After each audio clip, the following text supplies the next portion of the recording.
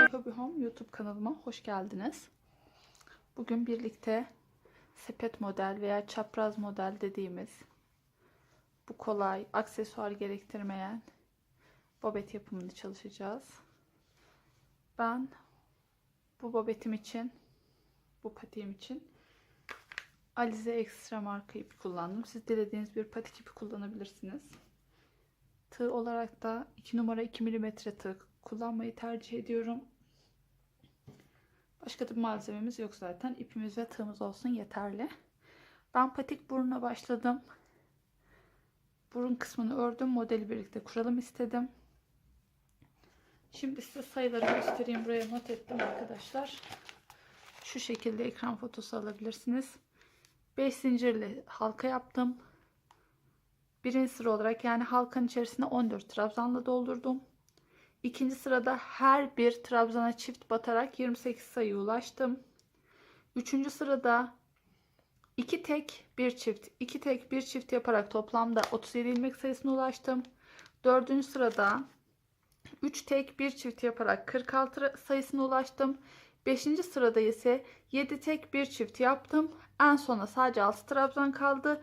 Bir artırma daha yapıp 52'ye ulaşmak için zincir dibine batarak bir artırma daha yaptım. Toplamda 52 ilmeğe ulaştım. Ben bunu 38 numara ayak için yapıyorum arkadaşlar. 37 için de aynı numaraları uygulayabilirsiniz. Eğer 35-36 için uygularsanız 48 ilmekte bırakabilirsiniz. 39-40 numaralar için de 54 veya 56 ilmekle modeli kurabilirsiniz. Artırmaları daha çok yaparak. Ben şimdi model kurumuna başlıyorum. 5 sıra sonra 5 sırayı ördüm. Şimdi model kurumu için 1 2 3 4 zincir çekiyorum arkadaşlar. Tığımın önüne 2 ip alıyorum. 1 2 trabzanı atlıyorum, bakın. 1 trabzan atladık. 2 trabzan atladık. 3. trabzanın şöyle ilmeğin içerisinden tığımı geçiriyorum. Önce tek çekiyorum. Sonra 1 2 3. Yani toplamda 4 seferde çekmiş oluyoruz. Tığımızın önüne 2 ip alıyoruz. Hemen yanındaki ilmeğin tepesine değil, bakın, içerisinden geçirdik tığımızı. Bu şekilde 4 seferde çıkarmış oluyoruz bunu arkadaşlar. Önce tek çekiyoruz. Bakın, önce bunu tek boğdurduk. İkili boğdurduk. İkili boğdurduk. İkili boğdurduk. 4 seferde çıkardık. Şimdi yine tığımızın önüne 2 ip alıyoruz. Bu sefer şu geride bıraktıklarımızı alacağız. Ama önden değil, arkadan almaya çalışacağız. Burası biraz uğraştırıcı gelebilir ama eliniz alıştıkça daha rahatlıkla örebilirsiniz arkadaşlar. Tığımın önüne 2 ip aldım. Bunu böyle yatırıyorum. Bakın, arkadan almak için yatırıyorum. Şu ilmeğin yine içerisinden, bakın, tepesine değil içerisinden batıyorum. İlmeği aldım. 1 2 3 4 seferde çektim. Bakın, arkadan ilmek aldık. Tığımın önüne yine 2 ip alıyorum. Bu sefer o ilmeğin yanındaki 2 tane bırakmıştık ya. O ilmeğin yanındakinin yine belinden doluyoruz. Tepesinden değil. Bu şekilde 1 2 3 4 seferde çıkıyoruz. Evet. İlk çaprazımızı yaptık arkadaşlar. Tığımızın önüne 2 ip alıyoruz. Yine 1 2 trabzan atladık. 3. trabzanın içerisinden. Modeli tamamen ilmeğin içerisinden geçirerek alıyoruz arkadaşlar. Tepesini hiç kullanmıyoruz. İlmeğin içerisinden geçirdik. Arada 2 trabzan atlayarak. Şimdi 1 2 3 4 seferde işlemi tamamladık. Tığımızın önüne yine 2 ip aldık. Hemen yanındaki ilmeğin içerisinden geçiriyoruz. İlkini tek olarak çekiyoruz.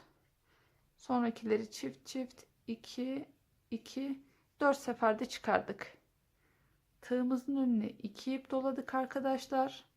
Yine bu öndeki yaptığımız kısmı, çapraz kısmı yatıracağız. Şu geride bıraktığımız 2 ilmeği alacağız. Yine tersten alacağız. İşlemimiz hep aynı sıra sonuna kadar. Evet, burayı yatırdık. Bunu almak biraz zor olabilir. Şöyle ilmeği alıyoruz. Bakın geriden alıyoruz. Evet, ilmeğimizi yine 1 2 3 4 seferde çıkardık. Tığımızın önüne ip alıyoruz. Bakın, ilk ilmeği yaptık. Şimdi yanındaki ilmekte sıra. 2 ip aldık. Hemen yanındaki ilmeği alıyoruz. İpimizi 1 2 3 4 seferde tamamlıyoruz, çektiriyoruz. Bakın, 2 önden aldık, 2 ters arkadan aldık. 2 önden aldık, 2 arkada kalan ilmekleri aldık. Tığımızın önüne yine 2 ip aldık. 1 2 trabzan atlıyoruz arkadaşlar. 3. trabzanın yine bakın 1 2 atladık. 3. trabzanın içerisinden tığımızı geçirdik. İpimizi alıyoruz. 1 2 3 4 seferde tamamlıyoruz işlemi. Tığımızın önüne 2 ip alıyoruz. Hemen yanındaki ilmeğin içerisinden geçiriyoruz. 1 2 3 4 seferde çıkarıyoruz. Yine geride 2 ilmeğimiz vardı. İşlem dediğim gibi hep aynı. Tığımızın önüne 2 ip aldık. Burayı yatırıyoruz. Arkadaki birinci ilmeği aldık. 1 2 3 4 seferde çıkardık. Tığımızın önüne 2 ip aldık. Hemen yanındaki ilmeği alıyoruz. 1 2 3 4 seferde çıkardık. Evet, üçüncü kez aynı işlemi tekrarladık. En başa gelinceye kadar işlemi tekrarlayalım. 2 ip alalım. 1 2 ilmek atlayalım. Üçüncüsünün 1 2 atladık. Üçüncü ilmeğin içerisinden tığımızı geçirdik. İlkini tek çektik. Sonrakileri çift çift. Toplamda 4 seferde tamamlıyoruz. Tığımızın önüne 2 ip alıyoruz. Yine sıradaki ilmeğin belinden doladık. 1 2 3 4 seferde çıkardık. 2 ip aldık. Yine arkadaki ilmekteyiz. Önce bunu alıyoruz, sonra bunu. Ama onları ne yapıyoruz? Tersten alıyoruz. Evet, şöyle.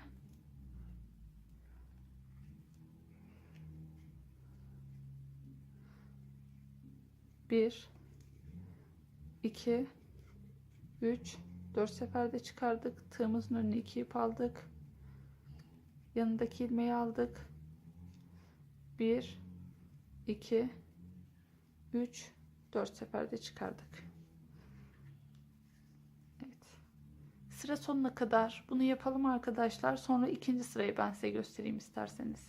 Son işlemimize geldim. Sıra sonuna orayı da birlikte yapalım dedim. 2 ip aldım. Tam denk geliyor arkadaşlar. Bakın 1 2 ilmek atladık. Bu ilmeğe 1 2 3 4 seferde tamamladık. Tığımızın önüne 2 ip aldık. Hemen yanındakinin belinden doladık. 1 2 3 4 tığımızın önünde 2 ip aldık. Bu 2 ilmeği yatırıyoruz. Arkadaki 2 ilmeği alacağız.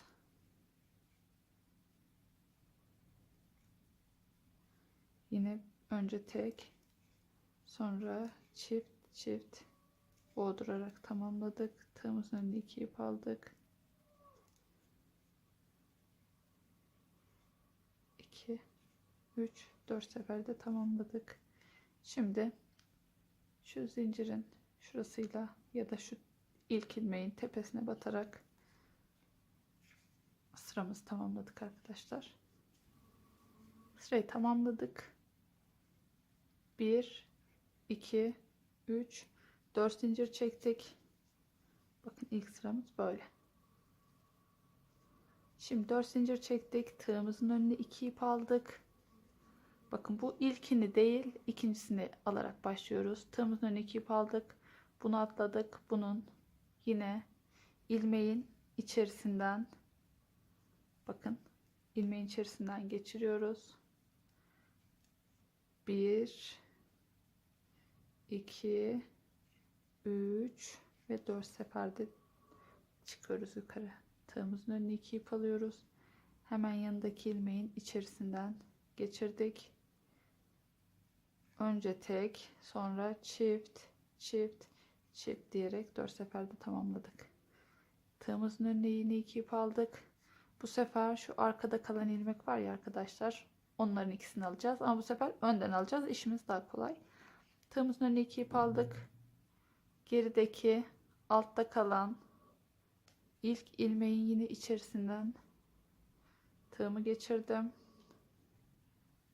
1 2 3 4 seferde çıktım. Tığımın önüne 2 ip doladım. Hemen onun yanında kalan ilmeği aldım. İçerisinden ip tığımı geçirdim. 1 2 3 4 seferde çıktım. Tığımın önüne 2 ip aldım. Burayı tamamladım. Tığımın önüne 2 ip aldım. Hemen buna geçiyoruz. Önce üsttekileri alıyoruz. Sonra geriye dönüp alttakileri. Evet. 2 ip aldım. Sıradaki ilmeğin yine içerisinden geçirdim. 1 2 3 4 seferde tamamladım. Tığımın önüne 2 ip aldım. Hemen yanındaki ilmeğin içerisinden tığımı geçirdim. Önce tek, sonra çift, çift, çift diyerek 4 seferde tamamladım. Tığımın önüne 2 ip aldım. Geriye geldik. Bir önceki ilmeğin arkada kalanlarını alıyoruz. Yine ilmeğin içerisinden geçirdim tığımı. İlk ilmeğin tek çektim. 2 2 2. Tığımın önüne 2 ip aldım. Yanındaki ilmeğe geçtim. 1 2 3 4 seferde çıkardım. Bakın çaprazlarımız oluşuyor. Tığımın önüne 2 ip aldım. Hemen yine bakın bu şekilde şuraya geçiyorum. 1 2 3 4 seferde çektim. Tığımın önüne 2 ip aldım. Yandaki ilmekten 1 2 3 4 seferde çıkardım. Tığımın önüne 2 ip aldım. Geriye geldim. Bir öncekinin arkada kalan iğne. Burada daha kolayca alabiliyoruz. Bir tek, bir çift, bir çift, bir çift diyerek 4 seferde tamamladım. Tığımın önüne ip aldım. Hemen arkadaki yandaki ilmeği aldım. 1 2 3 4 seferde tamamladım. İlk başta biraz karmaşık gelebilir, zamanla alışıyorsunuz. Tığımın önüne 2 ip aldım. Bakın biz şu an buradayız. Yine bunu geçtik, buradayız. Bir 2 3 4 seferde tamamladım. Elinizi biraz gevşek tutun arkadaşlar. Model birazcık kasıyor. Yani çok dar olmasın. 1 2 ip aldım. Yanındaki ilmekten 1 2 3 4. Tığımın önüne 2 ip aldım. Alttaki ilmeği alıyorum. 1 2 3 ve 4. Tığımın önüne 2 ip aldım. Alt yandaki ilmeği alıyorum. 1 2 3 4. Bu şekilde ilerliyoruz. Tığımın önüne 2 ip aldım. Bu ilmeği geçiyoruz. İlmeğin içerisinden alıyoruz. 1 2 3 4. Tığımın önüne 2 ip alıyorum. Hemen yanındaki ilmeğin içerisinden 1 2 3 4 seferde çıkarıyorum. Tığımın önüne 2 ip aldım. Bu sefer yine geriye dönüyorum. Arkada altta kalan ilmeğin ilkini aldım. 1 2 3 4 seferde tamamladım. Tığımın önüne ip aldım. Arka yandaki ilmeği aldım. 1 2 3 4 seferde çıkardım. Evet. Tığımın önüne 2 ip aldım. Yine yandaki ilmeğe geçiyorum. Bakın.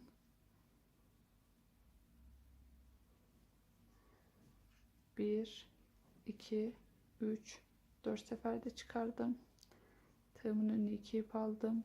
Yanındaki ilmekten 1 2 3 4 seferde çıkardım. Tığımın önüne 2 ip aldım. Geriye geldim. Altta kalan ilmeğin ilkini aldım. 1 2 3 4 seferde çıktım. Tığın önüne ip aldım. 2 ip aldım. Arka yandaki ilmeği aldım. 1 2 3 4 seferde tamamladım. Tığımın önüne 2 ip aldım. Yine sıradaki ilmeğe geçtim. Sıra sonuna kadar böyle tamamlayın. 3. sırada tekrardan birlikte örelim arkadaşlar. 2. sıranın son ilmeklerini birlikte yapalım arkadaşlar. 2 ip aldım tığımın önüne. Bu en başta atladığımızı en sonda yapıyoruz. 1 2 3 4 seferde çıktık. Tığımızın önüne 2 ip doladık. 1 2 3 4 seferde çıkardık. Tığımızın önüne 2 ip doladık. Bakın bir öncekinin altta kalanı ilkini aldık. 1 2 3 4 seferde çıktık. Tığımızın önüne ip aldık. Onun yanındakini alıyoruz. 1 2 3 4 seferde çıkardık. Şimdi bakın sırayı tamamladık. İlk ilmekle kaydırma tekniği de birleştirelim.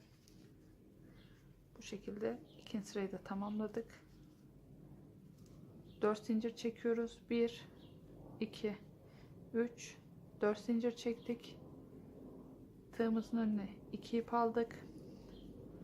1 2 taneyi atlıyoruz. Bunu atlıyoruz. Bu altta kalanı bu sefer alacağız arkadaşlar. Mantığımız da ilk sıradaki gibi olacak. 2 ilmek atlıyoruz. Sonraki 2 ilmeği alıyoruz. O da zaten bir önceki sıranın altta kalan oluyor. 1 2 atladık. Altta kalan ilk ilmeğin yine içerisinden geçirdik tığımızı. Tığımızın önüne ip tığımızı ilk tek seferde, sonra 2 3 4 bu şekilde çektiriyoruz. Tığımızın önüne 2 ip alıyoruz. Altta kalan yandaki ilmeği alıyoruz. İlmeğin içerisinden geçirerek hep işlemimiz aynı. 1 2 3 4 seferde çıkarıyoruz. Tığımızın önüne 2 ip alıyoruz. Bu sefer yine arkadaşlar birinci sıradaki gibi bu ilmeği yatıracağız. Şu arkada olan vardı ya, atladığımız ilk ikisi, onu arkadan alacağız. Bakın tekrar diyorum. Şu iki ilmeği şu arkadan alacağız. Burayı yatırdık. Tığımızın önüne 2 ip aldık. Yapmak biraz tabi uğraştırıyor. İlk ilmeği aldık. 1 2 3 4 seferde çıkardık. Tığımızın önüne 2 ip aldık. Bakın arkadaki ilmeği almış olduk. 2 ip aldık. Yine arkadaki ilmek.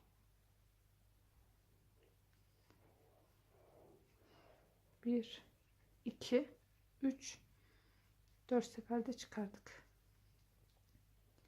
Tığımızın önüne 2 ip aldık. 1 2 atladık. Şu altta kalan ilmeği alıyoruz. 1 2 3 4 seferde çıkardık. Tığımızın önüne 2 ip aldık. Yanındaki ilmeğe geçtik. 1 2 3 4 seferde çıkardık. Bakın. Yine tığımızın önüne 2 ip alıyoruz. Yine bu arkadaki ilmekleri alttan alıyoruz. Şunları bakın. Burayı yatırabilirsiniz. Ya da şöyle tersten alabiliyorsanız şöyle. Şöyle yatırın isterseniz daha kolay olur. İlkini aldık. 1 2 3 4 seferde çıkardık. Tığımızın önüne 2 ip aldık. Hemen yanındaki ilmeği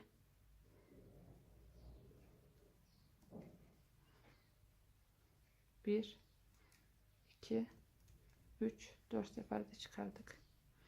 Bu şekilde çaprazlarımız oluşmaya devam ediyor. Tığımızın önüne 2 ip aldık.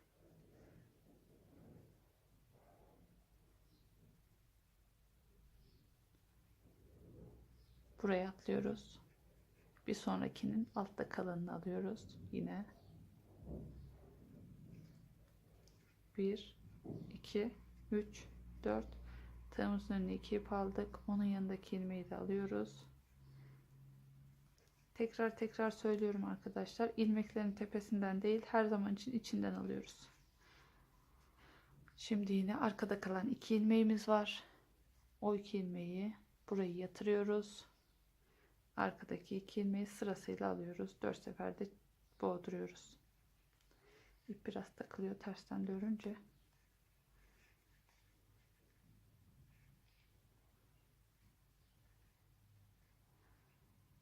Bir, 2, 3, 4. Bakın. Tığımızın önüne 2 ip aldık. Hemen onun yanındakini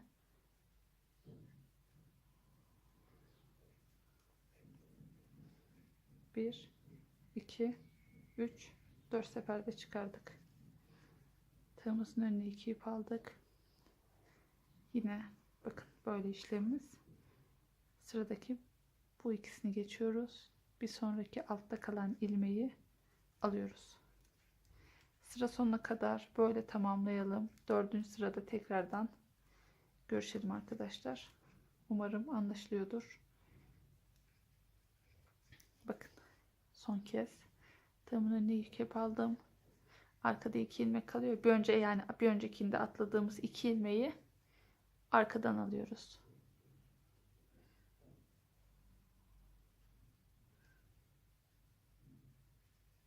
Bir, 2, 3 ve 4. Tığımın önüne 2 ip aldım. Yandaki ilmeği alıyorum. 1, 2, 3, 4.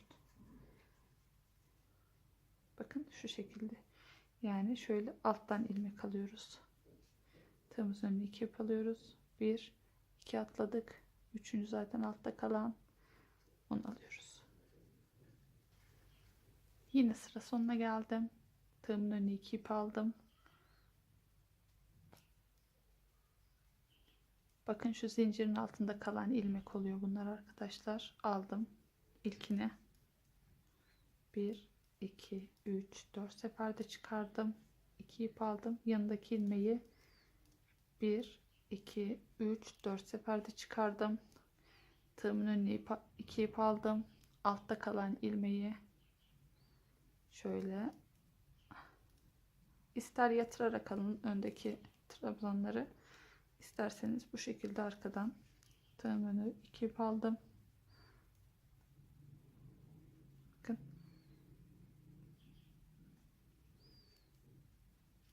Bir, 2, 3, 4 seferde çıkardım.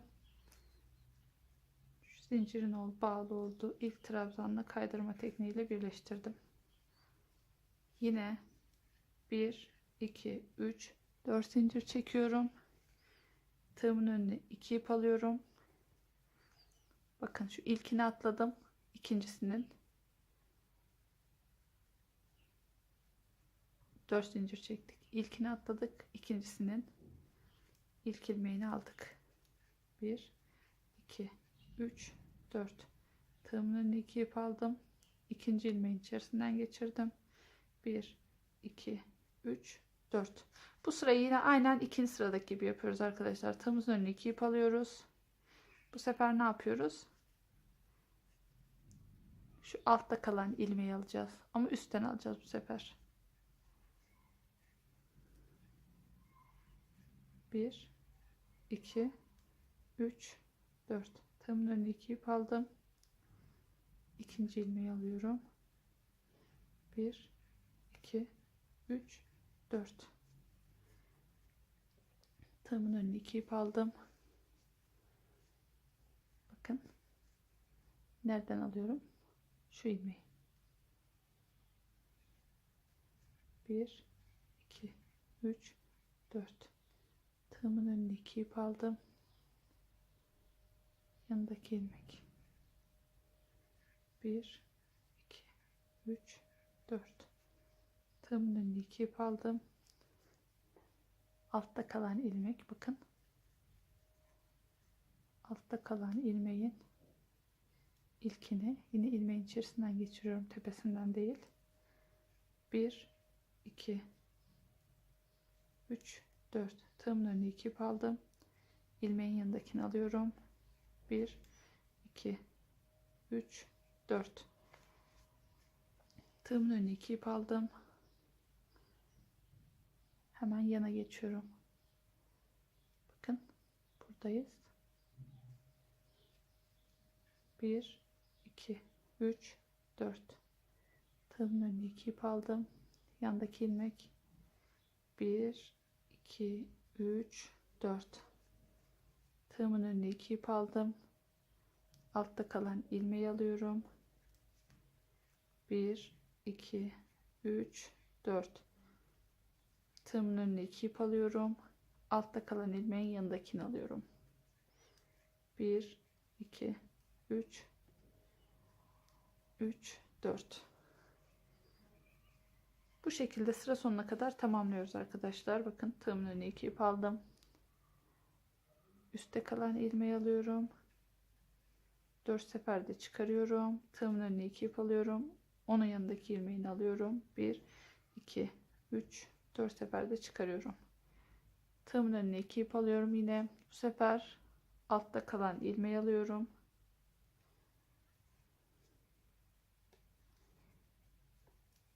1 2 3 4. Tığımın önüne 2 ip aldım.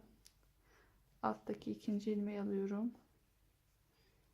Sıra sonuna kadar bu şekilde tamamlıyoruz arkadaşlar. Tığın önüne 2 ip al.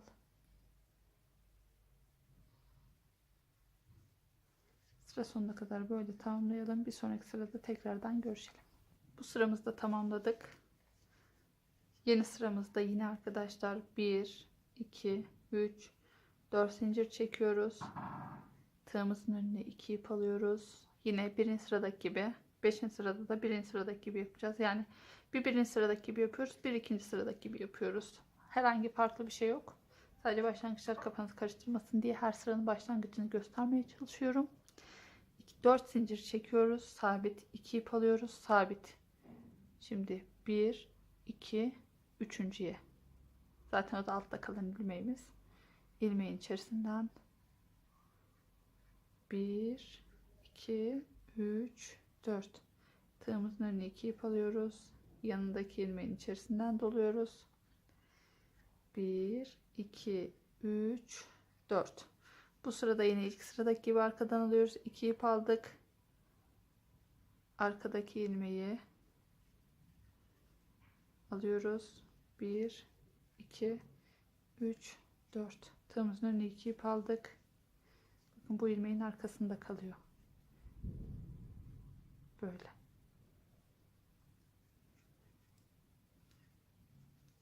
2 3 4. Tığımın önüne 2 ip aldım. Alttaki ilmekten bakın. 1 2 3. ilmek. Altta kalan ilmek. 1 2 3 4 seferde çıkardım. Tığımın önüne 2 ip aldım. 1 2 3 4 tığımın önüne 2 ip aldım. Arkadaki ilmekten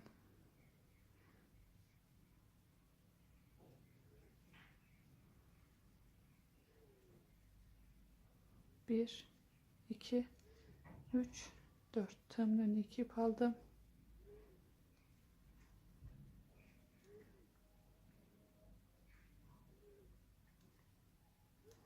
2 3 4 tığımın önüne 2 ip aldım. Altta kalan ilmeği alıyorum. Tığımın önüne 2 ip aldım. 1 2 3 4 seferde çıkardım. Tığımın önüne 2 ip aldım. Bu ilmeği arkadan alıyorum. Bunu yapmak için dediğim gibi şurayı şöyle yatırıp da alabilirsiniz.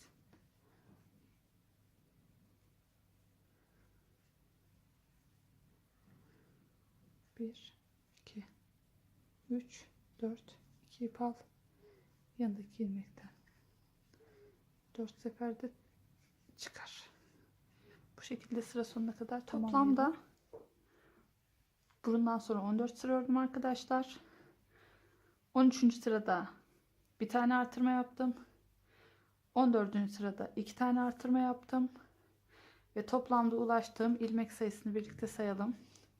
1, 2, 3, 4, 5, 6, 7, 8, 9, 10, 11, 12, 13, 14, 15, 16, 17, 18, 19, 20, 21, 22, 23, 24, 25, 26, 27, 28, 29, 30, 31, 32, 33, 34, 35, 36, 37, 38, 39, 40, 41, 42, 43, 44, 45, 46, 47, 48.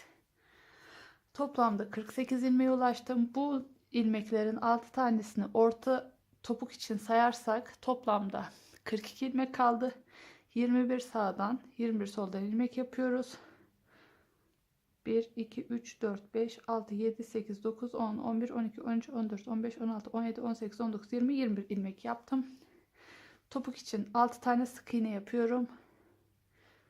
Bakın, ipi alıyorum. 2 tığımın önüne ip almıyorum, sadece ilmeğin içinden geçirdiğim ipi diyorum. 3 4 5 6 1 2 3 4 5 6 ilmek aldım. Tığımın önüne ip alıyorum ve 21 ilmeğimizi yapıyorum. Sıra sonunda 2 zincir çekeceğiz. Geriye döneceğiz. Toplamda yine 21 ilmek yapalım ve ortadaki sık iğne olan bölümde tekrardan buluşalım arkadaşlar. 21 ilmek yaptım bir üst sırada. Şimdi aradaki sık iğnelere geldim. Eksiltme yapacağız arkadaşlar. Tığımın önüne ip almıyorum. İlk ilmekten ipi geçirdim. Tığımın üzerinde tutuyorum. İkinci ilmekten ipi geçirdim. Ve ikisini tek seferde çekiyorum arkadaşlar. Tığımın önüne ip almadım. Bir ilmek aldım. Onu tığda tuttum. İkinci ilmek aldım. İkisini birlikte çektim. Tığımın önüne yine ip almıyorum. 5 ve 6. ilmekleri de yine aldım. Tek seferde çektim. 6 tane sık iğneyi 3'e düşürdüm. Şimdi tığımın önüne bir ip alıyorum ve 21 trabzanım ile devam ediyorum. Sıra sonuna kadar yine böyle 21 trabzanı tamamlayalım. 2 zincir çekerek bir üst sıraya geçelim. Bir üst sıraya geçtikten sonra da yine 21 trabzanı yapalım. Ortadaki topuk bölümünde tekrardan görüşelim arkadaşlar. Bunlar düz trabzan olduğu için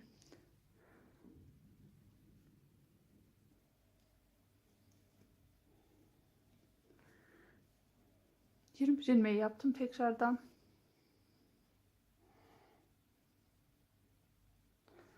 Ortaya geldim.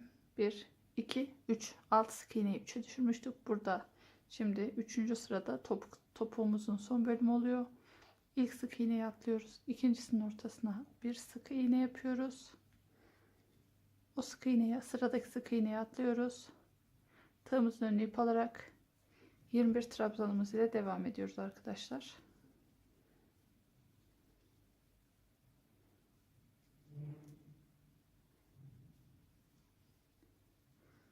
Sıra sonuna geldiğimizde tekrar devam edelim birlikte. Toplamda 14 artı 3 sırada topukla bundan sonraki kısmımızı tamamladım arkadaşlar. Bakın son sırayı da yaptım. Şimdi bir zincir çekiyorum. İpimizi falan kırmadan her bir trabzanın içine 2 sık iğne yaparak kenar şeridimizi tamamlıyorum.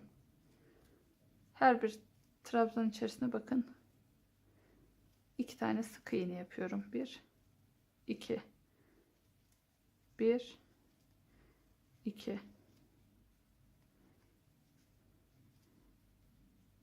1 2 1 2 1 2 1 2 1 2 bu şekilde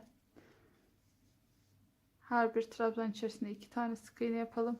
Öne geldiğimizde her bir ilmeğin üzerine birer tane sık iğne, karşı tarafa geçip yine her bir trabzan içerisinde 2 sık iğne yaparak sıra sonuna kadar gelelim. Sonra topuk birleştirmesini yapalım. Sıra sonuna geldim. Sık iğne yaparak arkadaşlar, gördüğünüz gibi. Şimdi gördüğünüz gibi patiğin başından, yani burnundan topuğu kesmesine kadar, birleştirmeye kadar hiç ipi kırmadık. Buradan şimdi tığımızın önüne ip almıyorum. Şu birinci ilmek ile kaydırma tekniğiyle birleştirdim. 1-2 zincir çektim. Çünkü şu arada kısım var. Onun için 2 zincir çektim. Patiğimizi ters katlıyorum. Her bir ilmeğin karşısına gelen ilmekle birlikte sık iğne şeklinde alıyorum arkadaşlar. Ben bu patiğimizi 38 numaraya uygun olarak yaptım. Siz 37 numara için bir sıra eksik yapın. 39 numara için bir sıra fazla yapın. Yani benim el ayarıma göre bir sıra eksik veya bir sıra fazla yapmak ayak numarasına göre tam oluyor. Atlamayın sakın arkadaşlar şeyleri, ilmekleri. Her bir sık iğneyi karşısına, pardon, her bir ilmeği karşısına gelen ilmekle beraber alın. Bu şekilde topuk birleştirmemizi yapın. Evet. Sona geliyoruz.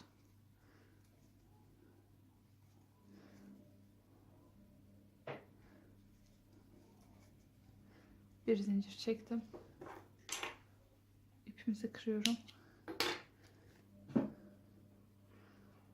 Bu şekilde ipi içerisinde kaybederiz arkadaşlar. Kaybedeyim hatta isterseniz.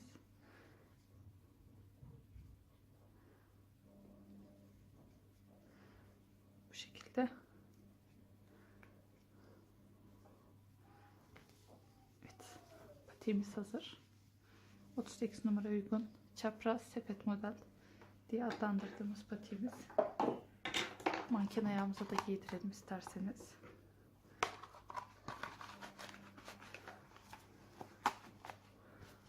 Evet. Bu şekilde. Çok şık bir model. Ekstradan aksesuar yapmanıza da gerek yok. Hemen ör ve giy. Veya dilediğiniz gibi satabilirsiniz. Çok sipariş alabileceğiniz güzel bir model. Şık bir model. Her renk yapabilirsiniz. 38 numara için tam bir yumak ip gidiyor arkadaşlar. Hatta fazlası bile gidebilir. Ona göre ipinizi hazır edin. Videomu beğendiyseniz beğen butonuna basmayı, güzel yorumlarınızı yapmayı unutmayın arkadaşlar. Instagram myhobim hesabıma da beklerim. Örecek olan herkese kolaylıklar diliyorum.